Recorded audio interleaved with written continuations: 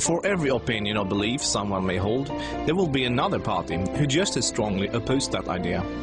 Both sides usually claim to sit with the best arguments, the real facts, and the correct worldview, and ironically, both sides regard the other as being indoctrinated, blind to the obvious and outright stupid. Most people only expose themselves to information that matches their own worldview. It is uncomfortable to do otherwise. Still, we would like to give you some surprising information about Islam. We also urge you to look further than only mainstream media, and if you can find the time for it, read the Quran yourself.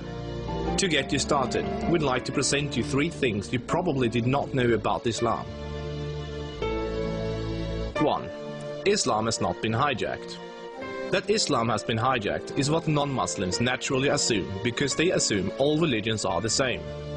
The reason non-Muslims are so easily confused is that most of us don't realize the difference between the Quran and every other religious book we are familiar with. The Christian Bible is a collection of writings from various authors, written sometimes hundreds of years apart, with parables, advice and dreams, all collected together into one book. Same with the Jewish Torah. Even those of us in the West, who are neither Christians nor Jews, are still familiar enough with these religions to know this much, and therefore we assume the same is true for the Quran. But the Quran is only one book written by one man in his own lifetime. It is meant to be taken literally, and it is not full of symbolism or vague analogies. It is mostly direct commands. Of course, the Quran contains contradictory statements, just like other religious books. But the Quran itself provides the reader with a way to know what to do with the contradictions. It's explained in the Quran that if you have 2 passages that contradict each other, the one written later supersedes the one written earlier. Most Westerners are unaware that the peaceful, tolerant passages were written early in Muhammad's prophetic career.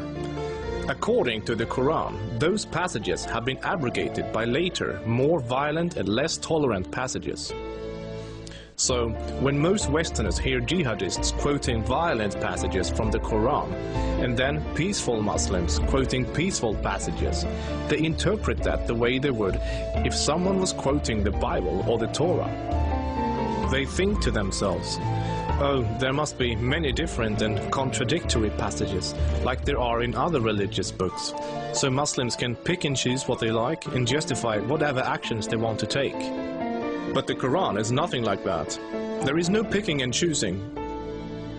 It says very explicitly and in no uncertain terms that a Muslim must not alter or ignore any part of its very clear and direct message, or they will burn in a fiery torment forever.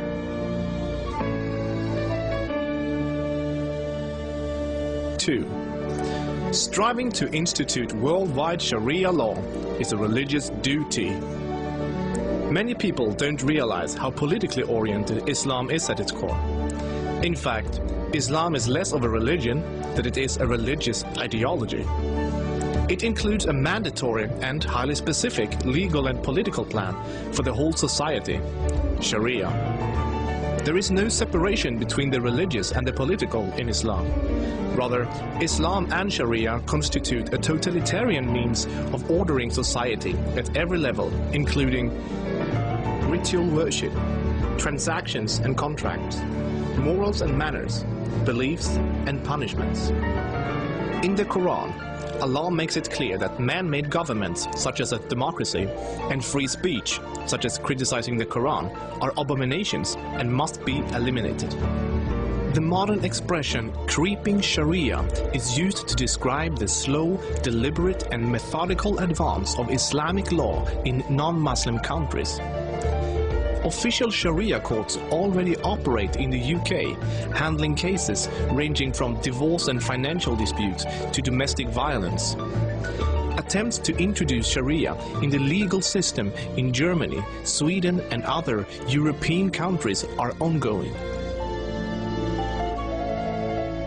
While Sharia already has a foot in our door in the matter of minor disputes like inheritance and domestic violence, it should concern you that Sharia commands that drinkers and gamblers should be whipped, allows husbands to hit their wives, allows an injured plaintiff to exact legal revenge, literally an eye for an eye, commands that a thief must have a hand cut off, commands that homosexuals must be executed, orders unmarried fornicators to be whipped and adulterers to be stoned to death, orders death for both Muslim and non-Muslim critics of Muhammad, the Quran and even Sharia itself, orders apostates to be killed, commands offensive, aggressive and unjust jihad.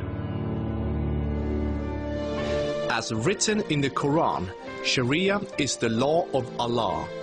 Any other form of government is a sin.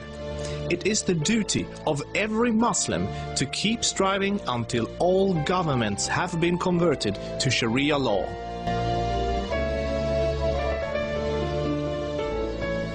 Three, Muslims are allowed to deceive non-Muslims if it helps Islam. For non-Muslims, this principle, called taqiyya, is another surprising concept of Islam.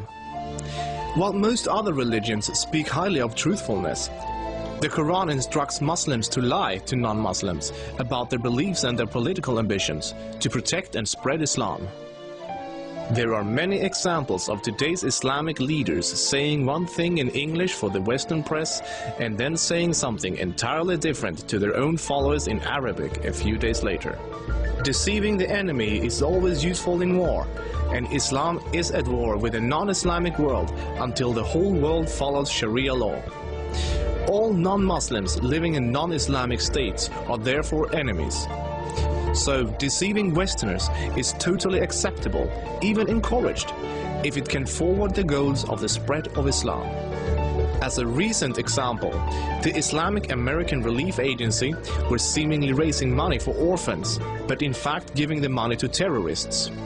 They deceived good-hearted Western infidels into giving money to organizations that were actively killing Western infidels. Do the research yourself. This is not an isolated case. Islam as a religion of peace. Muslim organizations worldwide often declare that Islam is a religion of peace. But what does that really mean? It seems easy for a Muslim to quote a peaceful verse from the early parts of the Quran, while, by following the principle of taqiyya, neglecting to mention the fact that it has been officially abrogated by later, more violent verses. According to the Quran, the world will be at peace only when Islam and Sharia reign in every country, and never until then.